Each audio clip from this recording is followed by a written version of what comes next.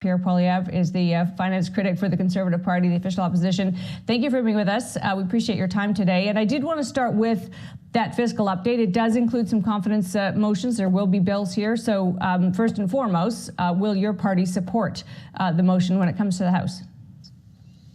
I understand there won't be a motion. There will be some implementation legislation.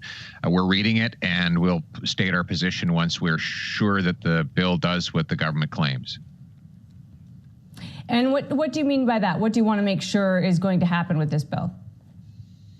Well, remember back in the spring, the government rushed through legislation that it said was exclusively for the purpose of responding to COVID. And then we found out that there were a number of surprises. One, the legislation sought to give the Trudeau government the ability to raise any tax at any time for any purpose until 2022.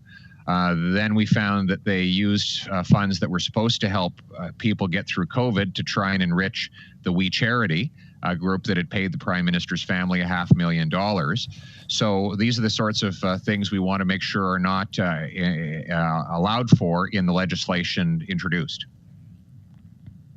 And when we think about some of the other elements here that are as yet kind of unclear, including the stimulus spending, what is your response to that, and how much do you think can that be shaped by opposition parties as it is rolled out? Well, there's no evidence that Justin Trudeau directing $100 billion more of our dollars in this economy would improve growth or employment. If deficit spending were going to do that, we wouldn't have had among the slowest growth in our history over the years when he was prime minister in the pre-COVID era. Growth had ground to a halt in the last quarter of 2019, even though we hadn't experienced any COVID lockdowns at that point. And in fact, that was with a $40 billion deficit. So giving Justin Trudeau the national credit card does not translate into higher growth or more jobs. We have the biggest deficit by far in the G20, and yet the second highest unemployment in the G7. So government spending does not stimulate economic growth. In fact, more and more evidence is that the more the government spends, the harder it is for the economy to grow. We did see COVID measures extended, wage subsidies to the max extended to March, rent support extended out to next spring. Is all of that appropriate in your view, the kind of emergency spending that's in place now? We've supported the emergency spending, and it's on the simple principle that if governments are going to ban businesses and workers from earning a living, it has to replace their incomes. That is a pretty solid principle that no one can contest. And then in terms of phasing it out on the other side of it, obviously getting a vaccine into circulation is going to be a big piece of the puzzle here. How do you rate our chances and abilities to get a vaccine to broad spread availability in Canada so that businesses can reopen? Well, the government bungled that. We're going to be among the last countries to get its population vaccinated. An Ottawa professor, Dr. Aderan, said that Canada will get by late March, what the United States will get in 24 hours in the number of vaccines. So we will not get vaccinated until September, according to the Prime Minister. He has admitted that other countries will have vaccinations before us. And as a result, there will be ongoing economic pain and loss of life. You know, we obviously we've seen some new support for different industries in this fiscal update. Not what some had hoped, including for the biggest air carriers in the country. If you were in power, would a Conservative government do differently? Would there be more targeted sectoral supports now? What we have proposed is cost-free measures that would help these industries get back their footing. For example, if we had rapid testing, then people could safely get on airplanes having been tested and know that they're not COVID positive.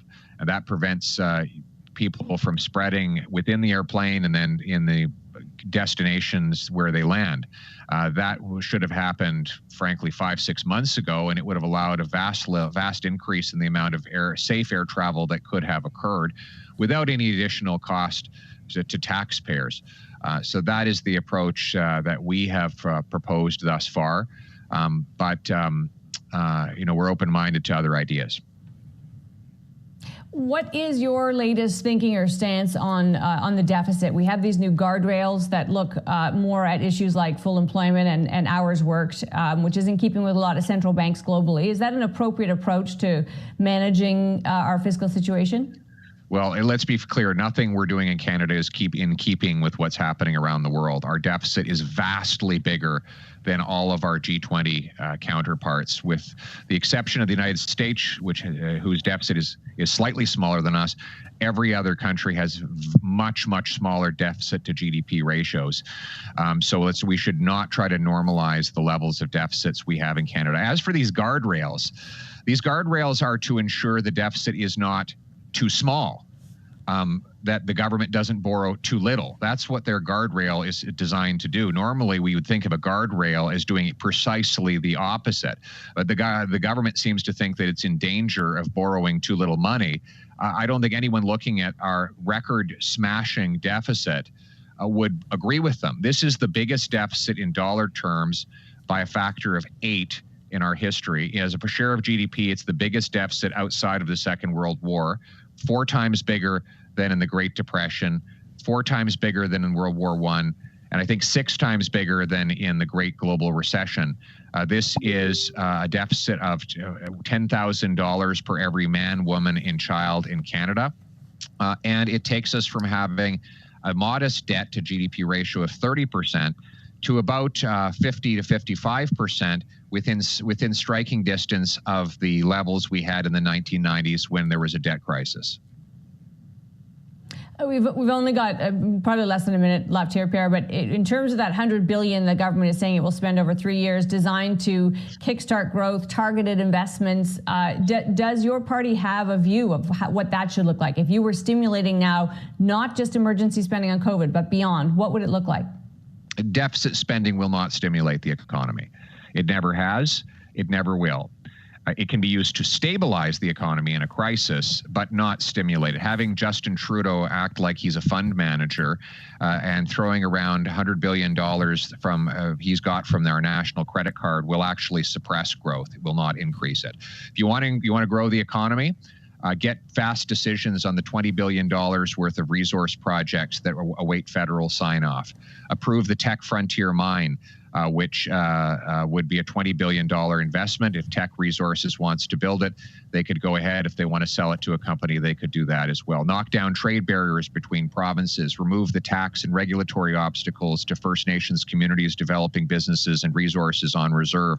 Speed up the recognition of foreign credentials for skilled immigrants who come here with qualifications in the professions and trades so they can earn vastly more wages, and reform the tax system to reward work, saving, and investment rather than punishing those things. That's the way you stimulate the economy. You unleash the force of our 20 million Canadian workers and our million businesses to leverage private investment and get our economy going. Pierre Poilievre, we appreciate your time today. Pierre Poilievre is the Conservative Party finance critic.